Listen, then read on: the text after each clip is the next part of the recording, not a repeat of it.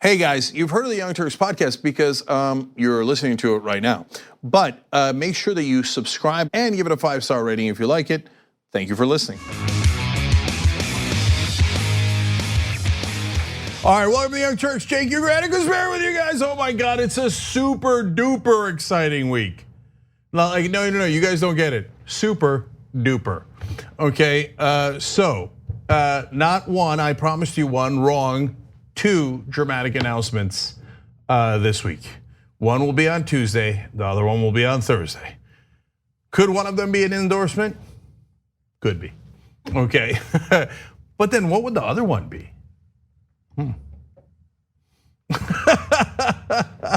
Okay, do not miss the Tuesday or Thursday show, okay, or both.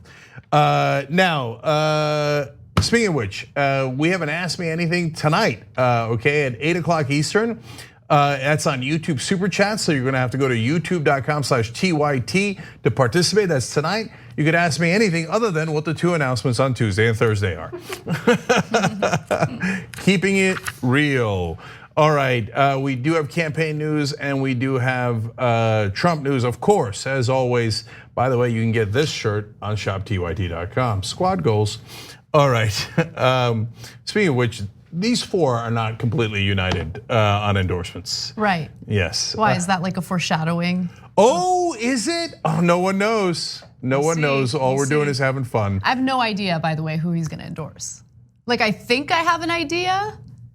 Anyway, later in the show, by the way, we're gonna do some international news, including the military coup that just took place in Bolivia. Yes, that's a super important story. Yeah. All right, so let's get started. All right. So tonight we say to Michael Bloomberg and other billionaires, sorry, you ain't gonna buy this election. That's Senator Bernie Sanders at his Iowa rally over the weekend. AOC also attended and spoke about various campaign issues, but more importantly about Michael Bloomberg entering the race. And now we have some reporting indicating that Bloomberg had a conversation with Jeff Bezos, the head of Amazon. And during an interview with the Des Moines Register, both Bernie and AOC had some interesting things to say about that solidarity between Bezos and Bloomberg. Now, according to Vox, sometime after Amazon pulled the plug on plans for a New York City headquarters in February of this year, the city's former mayor, Michael Bloomberg, received a call from Amazon CEO, Jeff Bezos. Bezos was calling with a question for his fellow billionaire and media mogul: would Bloomberg consider entering the 2020 presidential race? Now, at that time, Bloomberg essentially said no, but as we all know, he has decided to reverse his decision and he is considering, he's more serious about running. Now, Sanders couldn't contain his laughter to speak when he was asked about this by the Des Moines Register. And AOC stepped in to answer the question, saying, of course, they've got class solidarity. The billionaires are looking out for each other. They're willing to transcend difference and background and even politics. The fact that Bill Gates seems more willing to vote for Donald Trump than anyone else tells you everything you need to know about how far they're willing to go to protect their excess at the cost to everyday Americans. So with that said, I want to go to one more clip from the rally that took place over the weekend, and then we'll discuss. Our campaign is going to end a corrupt political system dominated by billionaires and wealthy campaign contributors.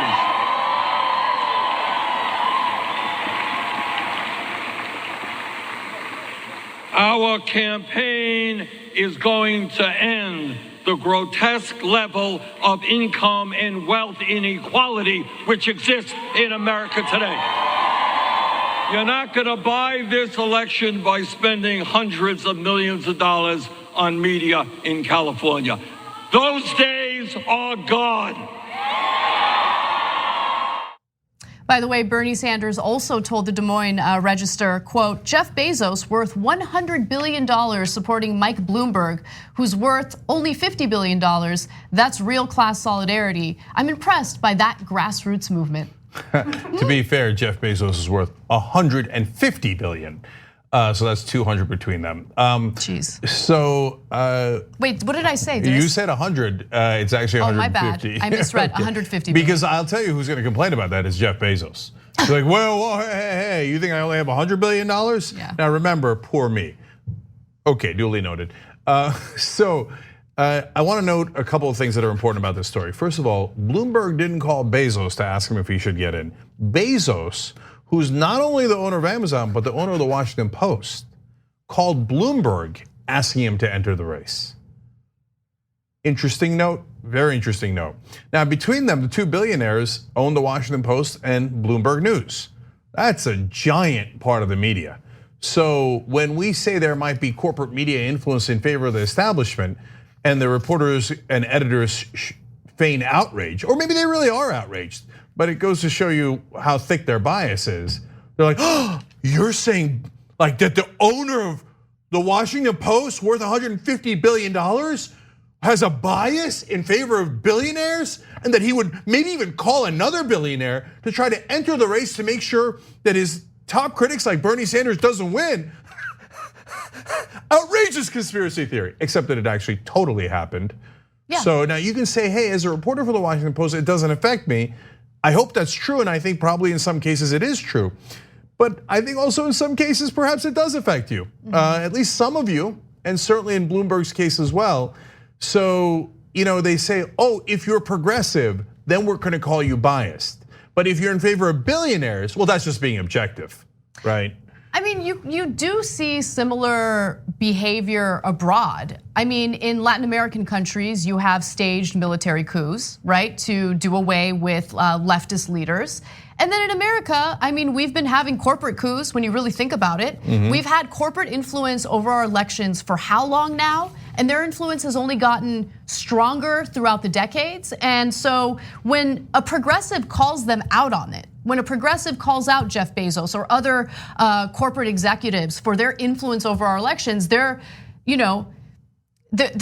so aggrieved by it. Yeah. They're so angry by it. Yeah, I'll tell you what I'm angry about is that when the corporate media says that they alone are objective and that their perspective should be privileged, that the status quo and the establishment, in essence, implicitly, is the correct point of view. It is the objective point of view. And that anything outside of that is by definition biased. That is actually the worst form of bias. Saying, no, my perspective isn't even a perspective. It's preposterous. And it privileges wealth and power and the elites. And that is what the Washington Post does on a lot of occasions, not all, but a lot. And certainly Bloomberg News as well. And by the way, also to be fair to them, because that's exactly what we do on the show, a lot of times Bloomberg News breaks fantastic stories. And so they've got real investigative journalists at both of those organizations. They've got good editors in both those organizations. But the billionaires at the top are doing most of the hiring, or it's trickling down, obviously. And what you have is, in a sense, trickle down economics in media, where the billionaires do all the hiring decisions that then trickle down to all of the folks who have a groupthink that the establishment is awesome, and any kind of change, especially from the left, is radical and biased and unacceptable. And I want to add one more thing here. Look, the relationship with Bezos and Bernie Sanders is not a theoretical one. It's not, hey, just ideological or hypothetical. It's real. He did a Stop Bezos Act, Bernie Sanders did in the Senate, and it totally worked. It pressured Amazon to increase their minimum wage at their company to $15 an hour across the country. So it cost Bezos money. I mean, he might have been at 151 billion right now if it wasn't for goddamn Bernie Sanders in his mind, right? He don't like that. Yeah, and so, and if you remember, there was a just huge celebration of the actual workers of Amazon when that news was announced. And in fact, Bernie Sanders in that case happens to be one of the very, very, very rare politicians that actually got anything done, let alone increased your wages. That's a gigantic difference. He was joined by Ro Khanna in doing that on the House side. And that worked. And so that is what actually bothers the Jeff Bezos of the world the most. Remember, every dollar they pay you in wages is a dollar they don't get to keep in profit. So they are by definition opposed to their own workers. The people who are supposed to stand up for you are your representatives, the government. And when the government actually does its job is when the billionaires get the most upset. So they see a guy like Sanders and they think, uh-oh, he might actually represent the people, and we can't have that. Everybody go, let's all join ranks. You run, I'll back you, right? Whether it's with money, it's with media, etc. But we cannot have real representatives of the people. And that's the reality of the powerful and elite in this country.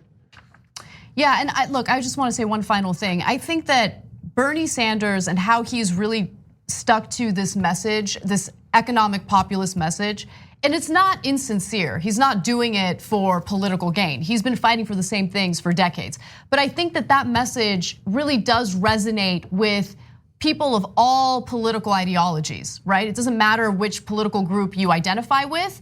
If you're a worker in America, you feel how this economic system is rigged against you. So that message resonates with so many people, including people who ended up voting for Trump. So I think this is smart. I think it's really focusing on the issues that matter most to Americans overall, and hopefully, the primaries work out for him, because I think that he has one of the best messages when it comes to fixing this broken economic system.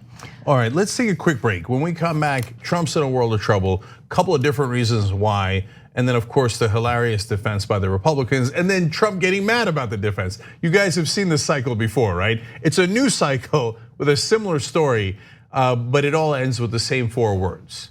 Tick, tick, tick, tick. We'll be right back. We need to talk about a relatively new show called the Republic, or UNFTR. As a Young Turks fan, you already know that the government, the media, and corporations are constantly peddling lies that serve the interests of the rich and powerful. But now there's a podcast dedicated to unraveling those lies, debunking the conventional wisdom. In each episode of the Republic, or UNFTR, the host delves into a different historical episode or topic that's generally misunderstood or purposely obfuscated by the so-called powers that be, featuring in-depth research, razor-sharp commentary, and just the right amount of vulgarity. The UNFTR podcast takes a sledgehammer to what you thought you knew about some of the nation's most sacred historical cows. But don't just take my word for it. The New York Times described UNFTR as consistently compelling and educational, aiming to challenge conventional wisdom and upend the historical narratives that were taught in school. For as the great philosopher Yoda once put it, you must unlearn what you have learned. And that's true whether you're in Jedi training or you're uprooting and exposing all the propaganda and disinformation you've been fed over the course of your lifetime. So search for UNFTR in your podcast app today and get ready to get informed, angered, and entertained all at the same time.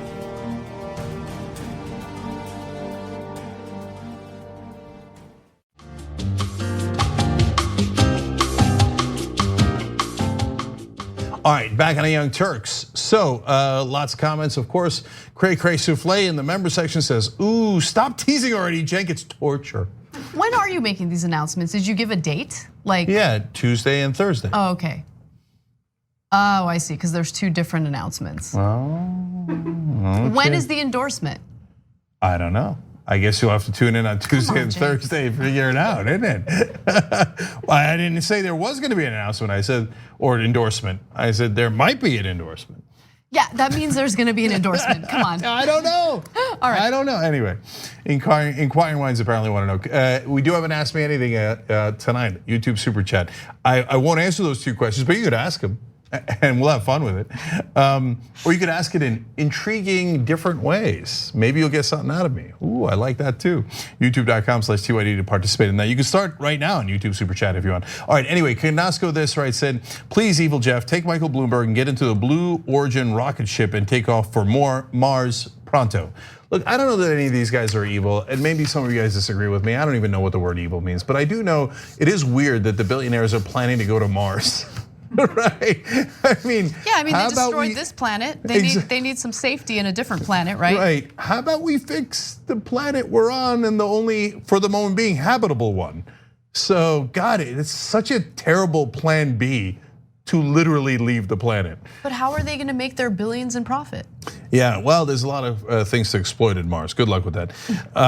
And I'm angry gumball, or I'm an angry gumball, writes in, Bezos endorses Bloomberg, mafiosos stick together. Again, I don't know if they're mafiosos or not, but their monopolies are an issue, and that's where Stone Cold Kasparian Stunner writes in. Oh, I like that. By the way, Trump, in response to that last tweet, is, I'm the best mafioso. Okay, Yeah. I'm the biggest mafioso. The strongest one. In fact, I invented the mafia. You think he won't say it? Anyway, Stone Cold, anyway, as I told you, that person writes in, far too many monopolies need to be broken up. The concentrations of wealth and power from these monopolies is the backbone of the corruption eating away at our nation like a cancer. Look, we make point out those issues with the owners of Washington Post, Bloomberg News, and the establishment gets shocked and chagrined, and et cetera. I have a prediction for you guys. They're going to accuse the Young Turks soon of like, oh, it's unacceptable what they're doing. Can you believe what they're doing? In regards to name it, right? How about you guys and your owners? No, that doesn't count. That doesn't count. It only counts when you do it. Anyway, other Russert wrote in on Twitter, the owners are oppositional to the workers. We're watching Cenk align with workers' class consciousness, hashtag up the revolution. Again, it depends and there's nuance, guys. In some companies, they don't have to be opposed. But unfortunately, in the current system that we have, especially for public corporations, where they must legally maximize profit, it does put you in a situation where every dollar you give the employees is a dollar you don't maximize for shareholders. And that is a deeply problematic system. I believe it can be fixed, but it has to be fixed. It's not right now. That issue is massive and contaminates our entire system. And last one, I'll just do one. Homos here writes in, Bernie by himself is a progressive freight train. Bernie with AOC is an unstoppable force. Hashtag Bernie 2020. Okay. Anna, what's next? Well, I want to announce that we will be doing special coverage of the debate next week in Georgia. And so you can check us out like you typically do. The panel will consist of myself, Ida Rodriguez, John Idarola, and JR Jackson. We will go live on November 20th at 11 p.m. Eastern time, 8 p.m. Pacific. Just go to tyt.com/live to watch. And while the debate is happening, we will not be on air. We'll be watching the debate and producing our coverage for you. And then again, at 11 p.m. Eastern time, we will go live and give you our analysis. And by the way, guys, if you're going to Georgia, we're gonna have a bunch of great political speakers there, including some of the candidates from Georgia, including a Senate candidate, Ted Terry and others. So tyt.com/rally to get information, sign up there so you can get information about where the meetup's happening, where the speeches are, when they are, et cetera. That'll be on the day of the debate. So I'll be in Atlanta while Anna and John and the others are doing the show here. I can't resist one more tweet. I bathe in Tommy Lawrence's tears, writes in, Jeff Bezos can help fund Bloomberg's presidential run, but cuts healthcare to 1,500 Whole Food employees. See, that's the thing I can't get past, man. I think that capitalism and corporatism are totally different. I think capitalism is redeemable. I think corporatism is despicable. I think this, and I've talked about the distinction between the two. But when you have people saying, oh, I'm sorry, I can't afford healthcare for employees, or I have to cut your wages, or I can't increase your wages, at massively profitable companies run by people who are billionaire on top of billionaire, there's just no excuse for it at all. Anything they tell you about how they can't do something is definitely a lie. Okay, I want to be clear about that. All right. All right, well, we have a ton of impeachment related news today. Lots of stuff that's not so good, very bad for Donald Trump. So, a Giuliani associate has communicated with congressional impeachment investigators in regard to the White House's demands for an investigation into the Bidens in order to basically give the Ukrainians certain things that they wanted from the White House. So Lev Parnas is the Giuliani associate at the center of this story. He told a representative of the incoming government of Ukraine that it had to announce an investigation into to Trump's political rival, Joe Biden, and his son, or else Vice President Mike Pence would not attend the swearing in of the new president, and the United States would freeze aid. Now, this is huge. This is huge for a number of different reasons. It certainly implicates Giuliani, who is not a White House official. He is Donald Trump's personal attorney. And also, remember, Vice President Pence did not go to the swearing in for Vladimir Zelensky, at the time the incoming president of Ukraine. Now, this all went down before the new Ukrainian president was inaugurated, obviously, back in May. Now, Rudy Giuliani flat out denies these claims. He told the New York Times, quote, "Categorically, I did not tell him to say that." Now, Parnas, who is preparing to share his account with impeachment investigators, directly links Giuliani, the president's personal lawyer, to threats of repercussions made to the Ukrainians, something he has strenuously denied, something that Giuliani has denied. Now, another participant in the meeting, Parnas's business partner, Uygur Fruman, said Parnas's claim was false. The men never raised the issues of aid or the vice president's attendance at the inauguration, and that's according to lawyers who represent Fruman. Now, both Parnas and Fruman are facing some serious campaign violation charges because the two are Soviet-born and worked with Giuliani to further Trump's interests. They also used shell companies in order to funnel money to Donald Trump's campaign. So that is against the law, and they're facing serious charges as a result of that. So a couple of things here. Parnas, the others are saying, oh, no, we didn't ask the Ukrainians to do any of the things that now at least half a dozen government officials have said, yeah, we definitely asked them to do that.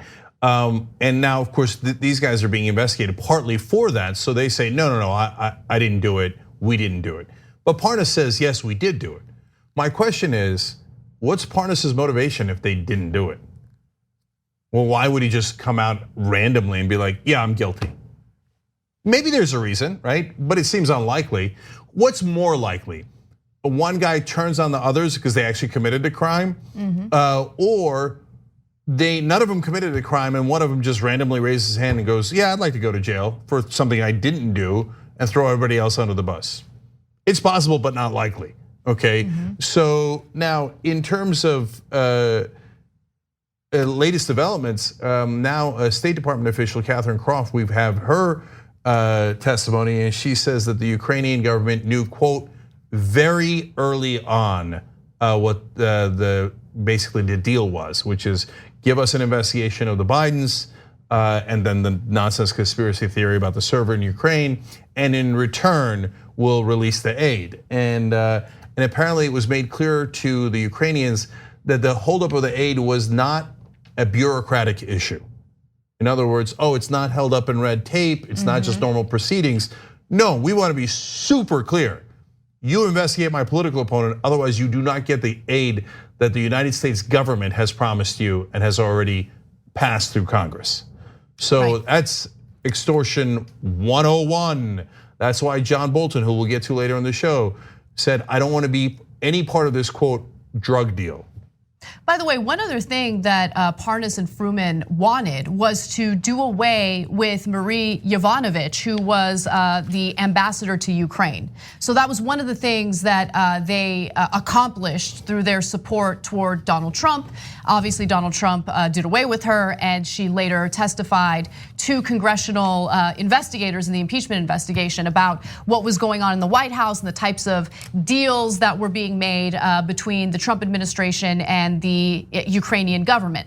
But with that said, I do want to warn you guys about a new defense that's bubbling up with the Trump administration, and it's this idea that Donald Trump knew nothing about what was going on. In fact, Donald Trump himself never ordered anything. It was just his own personal lawyer, Rudy Giuliani, acting independently and doing all this stuff totally separate from Donald Trump. But that defense makes absolutely no sense. What would Rudy Giuliani get out of that as Donald Trump's personal lawyer? So look, now there's so many people under the bus, it's kind of tipping over, and even people under the bus are a little confused. Wait, who's throwing who under the bus here?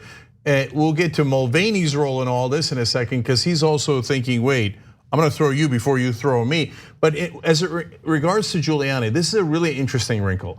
So Giuliani is also under investigation by Manhattan prosecutors and the FBI over whether he illegally engaged in lobbying for foreign interests in connection with the Ukrainian efforts.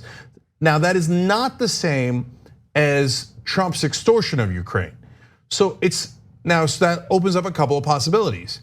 Giuliani is getting paid by a foreign government to get involved in this mess and is not working in Trump's interest, certainly not working in the US interest, and has not registered as a foreign agent. He would be in massive trouble over that, right? And that is a Giuliani issue, and to be fair, if that were true, not a Trump issue. On the other hand, what is more likely and what seems to be on the record is that Giuliani, not working for a foreign government, but working for Trump, his actual client, went and tried to do this extortion deal. So now that's why Giuliani keeps saying on Twitter, hey, I was just working for the president. I wasn't working for any government. We all are looking at this, and we covered on the show last week going, why are you admitting to crimes? Because if you're not working for the US government, then you are illegally asking the Ukrainian government for a benefit to just Donald Trump personally. And that would be the extortion as opposed to serving American interests. But the reason Giuliani is saying that is because he doesn't want to go to jail. He's saying, hey, I'm not working for the Ukrainians, I'm not working for the Americans, I'm not working for any government. So if you're gonna throw Trump or anyone else in jail for extortion, you deal with that. But I didn't do it. I didn't work for any of those governments. I was just representing my client. So you see how Giuliani in all of those appearances, while wild, erratic, and crazed and looking like he's defending Trump, in some ways might not exactly be defending Trump. He might be protecting himself. I wasn't working for any official government, so you can't convict me of that crime. And if my client did extortion, hey, I'm just his lawyer. I'm just, what do I know? I'm just helping him carry it out. Yeah, that's right, which I don't think is a great defense. Right. But that's why you're seeing these different statements that otherwise don't make sense. And you're not wrong that it's hard to keep up with, wait, who's on which side here? Because a lot of the rats are leaving this sinking ship. And none of them are good guys. They're all rats, but they're fleeing in different directions and have different legal problems. And that's why you're seeing the varying statements that you're seeing in the press. And I think there's also a possibility that Giuliani is guilty of both, right? Because the 100% right. The work that Giuliani was doing, aside from Trump, was, he was getting involved with foreign governments. And so there could be some wrongdoing there. But he was, based on what we know and what we've talked about on this show, the testimony that we've heard or read about, it does appear that he was acting as Donald Trump's personal attorney as well. I mean, if you look at the memo of the phone conversation that Donald Trump had with Vladimir Zelensky, it's abundantly clear that Trump is telling Zelensky to get in touch with both William Barr and his personal lawyer, Rudy Giuliani. Yeah, so guys, I wanna just expand on that for 1 second here, because this part of the case is very important because it could bring together both of these issues and have Giuliani and Trump be guilty for both the same reason and different reasons. I know it's complicated, but let me explain. Parnas and Fruman are the guys who are Giuliani's partners and who have been arrested, right? So one of the charges in the indictment that came out on October 10th accused the man of illegally routing $325,000 contribution to a political action committee, supporting Trump through a shell company, and linked them to an effort to recall the US ambassador to Ukraine, Marie Yovanovitch. Yovanovitch, thank you. And so those guys might be working either for themselves or for a foreign government to remove the Ukrainian ambassador. But Trump also wanted to remove the Ukrainian ambassador because he thought she wasn't pushing hard enough to investigate the Bidens. And Giuliani is right in the middle with both of those different characters and might have an interest in removing the Ukrainian ambassador because he's getting paid, possibly, this is the investigation, possibly by a foreign government to remove that ambassador, and also under the orders of Trump to remove the ambassador to start a trial of the Bidens in Ukraine, okay? So that's why Giuliani is so important to this, because he could be involved in two different criminal enterprises, which in this case would have the same goal, and they did in fact remove that ambassador. Yep. Oh God, the story just gets juicier. Well, there's more about Donald Trump feuding with Republicans, and this is probably my favorite update on the impeachment investigation because no one can get their story straight. So, Donald Trump has been feuding with Republican lawmakers who are not using his preferred defense when it comes to Trump's phone call with Ukrainian President Vladimir Zelensky. Now, to give you a little taste of what Trump does not like when defending him, let's go to Representative Mac Thornberry. It has been one-sided from the beginning. Congressman, you're again talking about the process. I ask you about substance. How do you fend against this substance? Well, as you know, maybe you know, Martha, I believe that it is inappropriate for a president to ask a foreign leader to investigate a political rival. Now, it leads to a question. If there's a political rival with a family member who's involved in questionable activity, what do? Just let them alone. But set that aside. I believe it was inappropriate. I do not believe it was impeachable. Now, the fact that Representative Thornberry kept referring to the phone conversation as inappropriate is something that's been really getting under Donald Trump's skin because he's been repeating over and over again that the phone call was perfect. It was a perfect call. In fact, he went at it on Twitter saying the call to the Ukrainian president was perfect. Read the transcript. There was nothing said that was in any way wrong. Republicans, don't be led into the fool's trap of saying it was not perfect, but is not impeachable. No, it is much stronger than that. Nothing was done wrong. Now, we're about to go into the so-called transcript in just a minute to show you just how imperfect it is. But Cenk, jump in. So, look, even outside of the context of the criminal actions of the president, which I'll get back to in a second, think about what a lunatic he is. If you had anybody like this in your personal life, you'd run for the hills. My call was perfect. I've had a lot of really good calls. I don't think any of them have been perfect. What does that mean, right?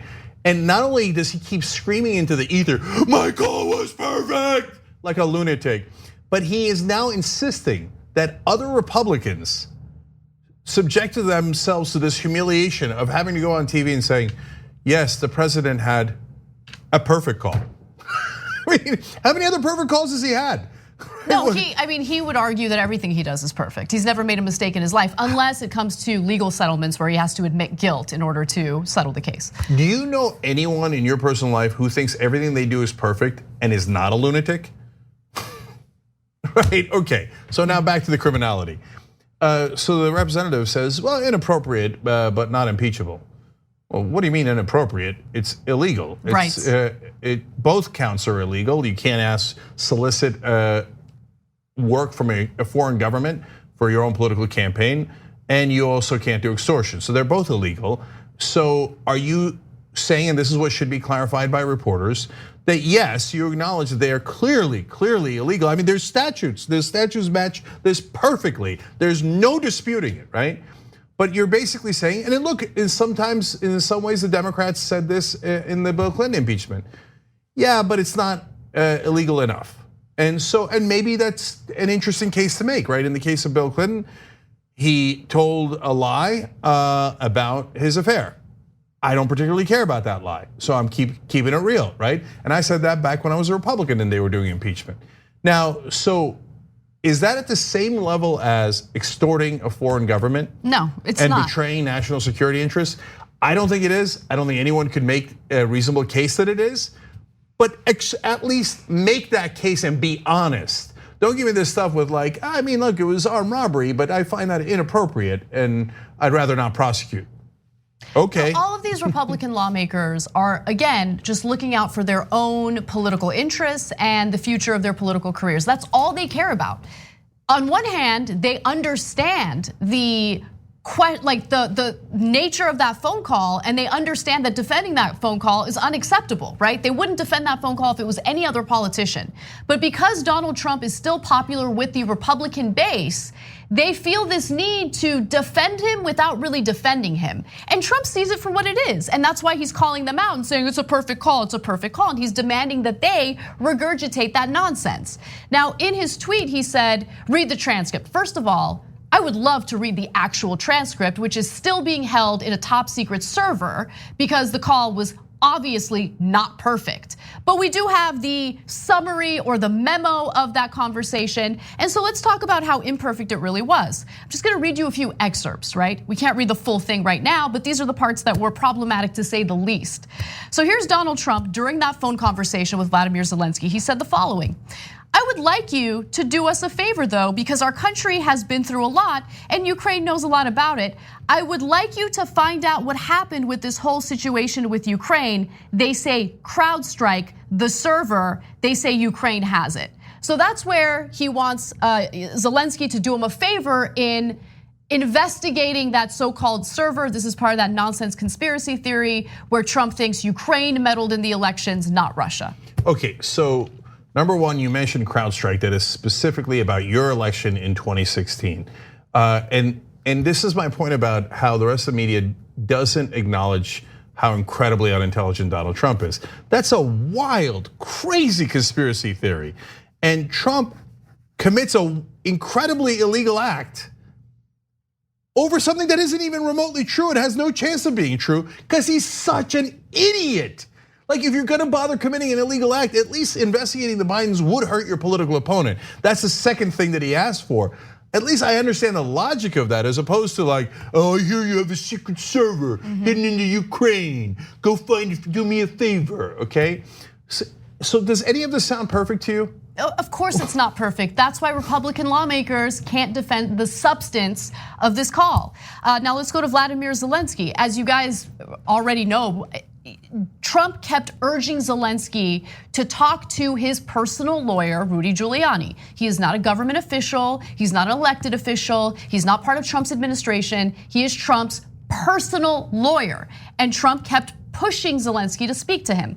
And so at one point in this conversation, Zelensky said to Trump, I will personally tell you that one of my assistants spoke with Mr. Giuliani just recently, and we are hoping very much that Mr. Giuliani will be able to travel to Ukraine and we will meet once he comes to Ukraine. I just wanted to assure you once again that you have nobody but friends around us.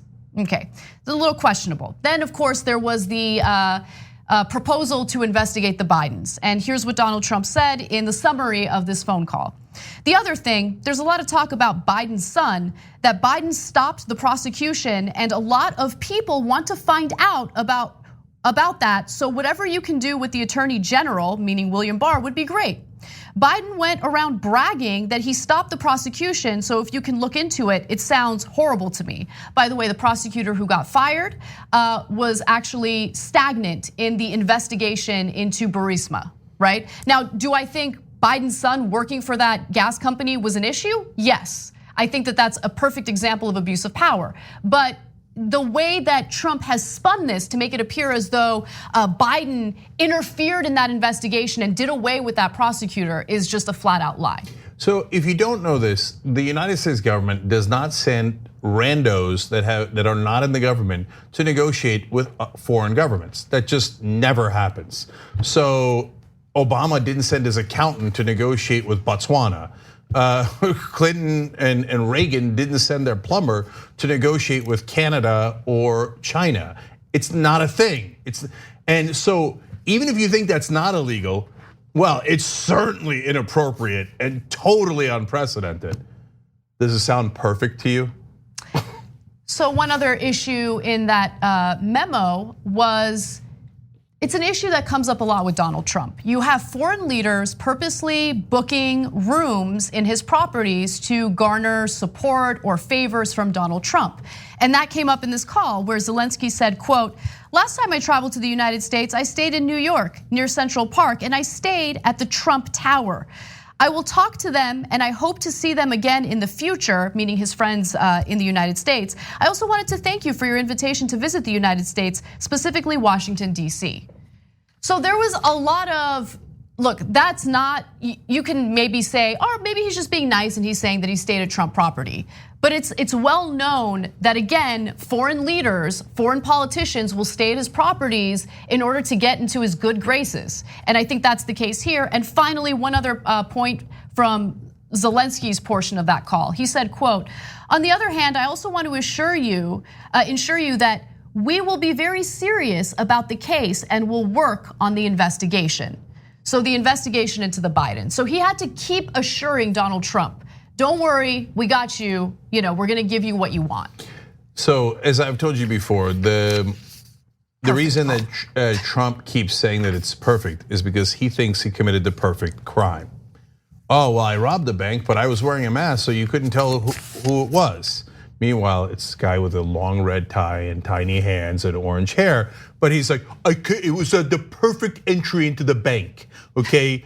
You'd be like, what do you mean perfect, dude? We can see it's you with a mask on, right? But that's what he thinks he's doing here. He's like, I asked him to do a favor. I said investigate the Bidens, but I told Giuliani ahead of time and Mulvaney to stop their aid and tell them I'm stopping their aid, but I didn't say it on the phone call. That was perfect. Yeah, he is that dumb. And that's why Republican lawmakers are having a difficult time defending the substance of Donald Trump's conversation with Zelensky. And I want to end this with one more clip from Representative Thornberry, because just get a load of what he compares Trump to. Process, y'all always want to say substance, not process. There's a reason we let murderers and robbers and rapists go free when their due process rights have been violated. We believe the integrity of the system, the integrity of the Constitution, the integrity of the processes under our legal system is more important than the outcome of one particular case. Not a good defense. Right, comparing him to robbers and murderers. The process, by the way, is constitutional. There haven't been any issues with the process whatsoever. The impeachment investigation is going to become public this week. And there is no indication that congressional lawmakers who are part of this impeachment investigation have done anything wrong. The closed door sessions were completely legal. And part of the reason why is because you had John Boehner back in 2015 accomplishing closed door sessions in the Benghazi hearings. So now I guess we gotta ask the Republicans, do you think murder is still illegal or just inappropriate? All right, well, we gotta take a break. When we come back, John Bolton, he might spill the tea soon. Bolton versus Trump, the battle of the bastards. We'll be right back. At TYT, we frequently talk about all the ways that big tech companies are taking control of our online lives, constantly monitoring us and storing and selling our data. But that doesn't mean we have to let them. It's possible to stay anonymous online and hide your data from the prying eyes of big tech. And one of the best ways is with ExpressVPN. ExpressVPN hides your IP address, making your active ID more difficult to trace and sell to advertisers. ExpressVPN also encrypts 100% of your network data to protect you from eavesdroppers and cyber criminals. And it's also easy to install. A single mouse click protects all your devices. But listen, guys, this is important. ExpressVPN is rated #1 by CNET and Wired magazine. So take back control of your life online and secure your data with a top VPN solution available, ExpressVPN. And if you go to expressvpn.com/TYT, you can get 3 extra months for free with this exclusive link just for TYT fans. That's expressvpn.com/TYT. Check it out today. We hope you're enjoying this free clip from the Young Turks. If you want to get the whole show and more exclusive content while supporting independent media, become a member at tyt.com/join today. In the meantime, enjoy this free segment. All right, back in the Young Turks, Liam asked in the member section, would someone be able to tell me how I can participate in the YouTube Super Chat postgame, please? So Liam, you're a member, and I don't know if you normally watch on tyt.com. In this case, for the last hour, and it's a full hour of Ask Me Anything. So sometimes we run out of time when we do the half hour, so you guys get to the full experience here, and everybody participates. It's open to everybody. So you just leave a comment with Super Chat when you're watching on youtube.com/TYT. That's how you do it. If you need more details, other members help them out. I'm an angry gumball, writes in, Lev Parnas looks like a sad peach. Funny, that's all. Oh man, I want to look at his picture now. Yeah, no, I remember the picture. You're right, he does. They were both not perfect looking. Yeah, not perfect in their mugshots. Juicy Avocado says, I was watching Why We Hate on CNN, and there was a clip from TYT with Cenk. Glad to see you made it into another documentary. Oh, okay. Honestly, I didn't even know that. Okay, so I'll have to check that out. Thanks for letting me know. It turns out people watch us online and then put us into a lot of documentaries. Yeah, including, by the way, producers of The Daily. So, hey. Oh, really? Yeah, they've used at least in 2 episodes, and I like that podcast a lot. So it I'm a fangirl. So when they used a few snippets in 2 different episodes, I got really excited. Oh, okay. No wonder she likes The Daily. Biased. Okay. Anyway, all right. Let's keep going. Thomas says, if Giuliani wasn't working for the government, why did Trump tell the Ukrainian leader to speak with Giuliani? Why did Giuliani make that call to the Ukrainian leader? It's a great question. Think about it, guys. So Trump, if it's so perfect, and Giuliani doesn't work for the American government, who does he work for, and why is he talking to the Ukrainians? It's obviously for your personal benefit. No ands, ifs, or buts. Now, last comments from Twitter. Drew says, so Cenk is going to endorse someone. I'll bet it's going to be Bloomberg. Can you imagine? I would be so embarrassed. That would not happen. It just wouldn't. I wouldn't let you. Drew continues. I'd tie you up in a basement somewhere before you did something like that. So you'd be my Ablo? Okay. Drew concludes, the timing is too coincidental. Okay. So I did tell you that the announcements would be dramatic. So, could you imagine? No, I literally can't. That would be hilarious. I would laugh because it would be a joke. 2 dramatic announcements, Tuesday and Thursday. Don't miss the show. Anna, what's next? All right. A lawyer representing former National Security Advisor John Bolton indicates that Bolton has some juicy stuff that he can share with impeachment investigators. However, they want a judge to rule on whether John Bolton can actually testify. Now, this is a weird thing to say because, as we know, there have been a number of Trump administration officials who have complied with congressional subpoenas. They have testified, they have given their depositions. Earlier, Bolton was supposed to give a deposition, but he didn't show up. And the argument was, well, we're getting word from the White House that we should ignore the subpoenas, we should not comply. On the other hand, we're getting these congressional subpoenas, we don't know what to do. Now, I don't really buy that argument, but nonetheless, the letter that was put out by Charles Cooper, who is Bolton's attorney, is fascinating because, again, it indicates that Bolton was in on various meetings, was personally involved in many of the events, meetings, and conversations about which you have already received testimony, as well as many relevant meetings and conversations that have not yet been discussed in the testimonies thus far. Drums. Okay, so that's some significant drama right there. Well, so this is a really weird and interesting game of chicken because Bolton clearly wants to testify and he wants to first absolve himself. So you say, and that's why his people that have been in the meetings with Bolton have already testified that he said, I don't want any part to do with Mulvaney and Giuliani's drug deal. That's how he's referring to this quid pro quo with Ukraine. He also called Giuliani a hand grenade, okay, and said he didn't want any part of him. So now here he is, first of all, before this latest statement coming out saying, look, I believe in executive power, and so if the White House is saying don't testify, I'm a good conservative soldier, so I'm not going to testify.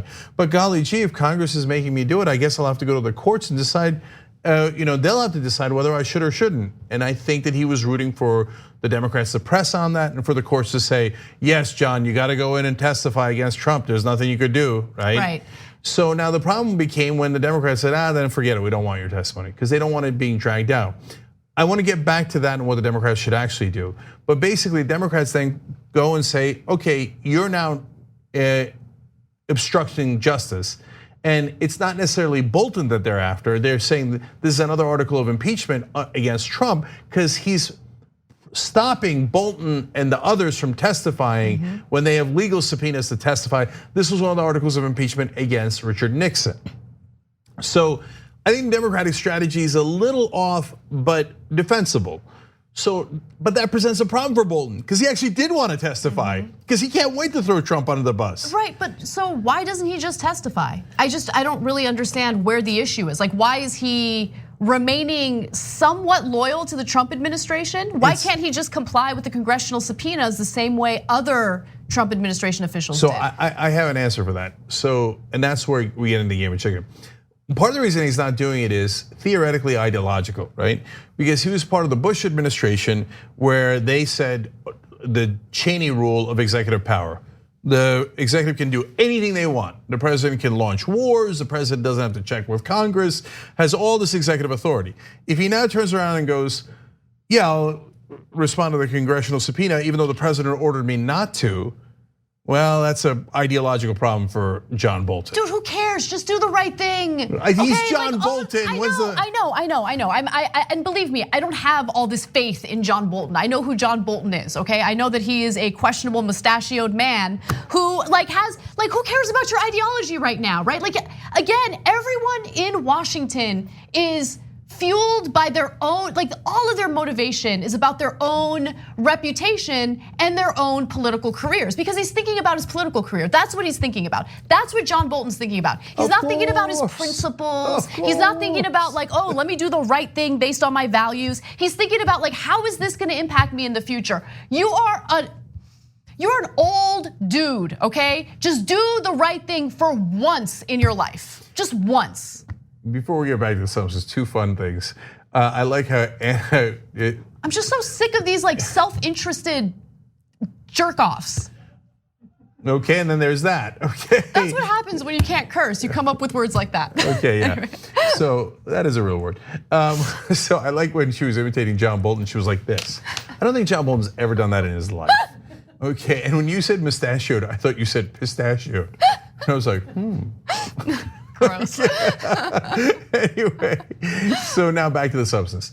So when the Democrats say, well, we don't want your testimony, then Bolton sends out his lawyer to do the story we're reporting on today, where the lawyer goes, but wait, no, you don't understand. He's not just backing up the old stories. He has new stories you haven't even heard of. Plus, all the other ones are reporting stories of meetings that happened that were ordered by the president, but the president wasn't in the room. Whereas Bolton was in the room with the president and got direct orders. So he desperately wants to testify. At first, I wasn't sure. I was thinking maybe this is his way of helping the Republicans and Donald Trump by delaying the testimony and delaying the impeachment hearings by dragging it out in courts. But now with this latest letter from his lawyer, no question he wants to testify. Yeah. So that means now the Democrats and John Bolton are in a game of chicken, right? And the Democrats are saying, oh, you want to throw Trump under a bus? Well, I guess you'll have to defy that executive order. And Bolton's like, I don't want to defy the executive order, but God damn it, I want to throw him under a bus. Cenk, this is also what I don't understand. As a salty human being, right? Mm-hmm.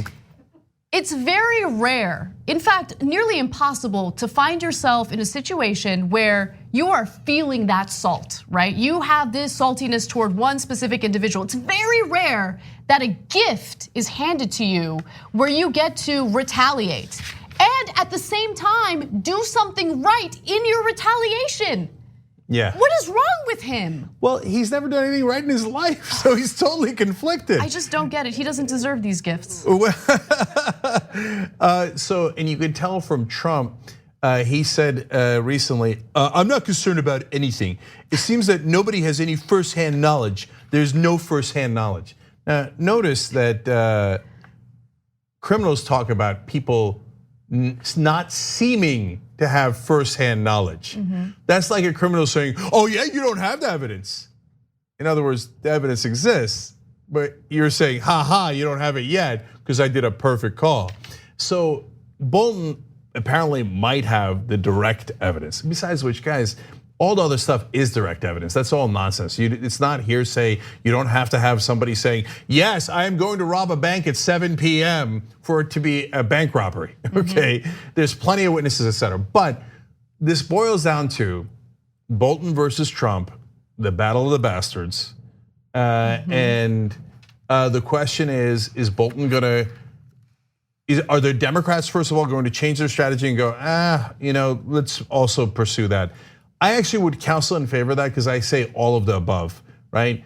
Pursue the subpoena through the courts for Bolton. Meanwhile, continue on impeachment, go nuts, right? You don't need Bolton, but maybe by the time you're rolling around to all of this being adjudicated in the House or in the Senate, then you'll have your court ruling, and then Bolton can come in with a finishing blow, right? So I would counsel them to do both. I don't think either one stops you, and it also doesn't stop you from pursuing the obstruction charge against Trump, because no matter which way the courts rule, Trump is trying to obstruct. That there's no question about that. The very act of Trump telling Bolton and the others not to testify is obstruction. So that doesn't hurt your case at all on the obstruction charge. So give them everything you got if you're the Democrats. Fortunately, as usual, they're not doing exactly that. But if I know Bolton, that dude loves war too much not to go to war here. Yes, this is the right opportunity, Bolton. This is when you should go to war. And his ego is too large to get fired and not to get payback. What's larger, your ego or your mustache? Okay. People want to know. And in the end, hear me now, quote me later. No matter what the circumstances, courts, not courts, Democrats say yes or no, it doesn't matter. Bolton will testify against Trump because it's eating him up and he can't let it go. He's not a Democrat, he's a super hard right-wing Republican, and they love going to war and they never let stuff go. So Bolton will come back and give one last blow to Trump. Give in to the salt. Just give in. And the last words Trump might say is, "Et tu, Bolton, eh?" It's all right, it's all right. We should probably end that clip on, give in to the salt. That was better. Just kidding. All right. Okay, we got to take a break, but when we come back, Nikki Haley.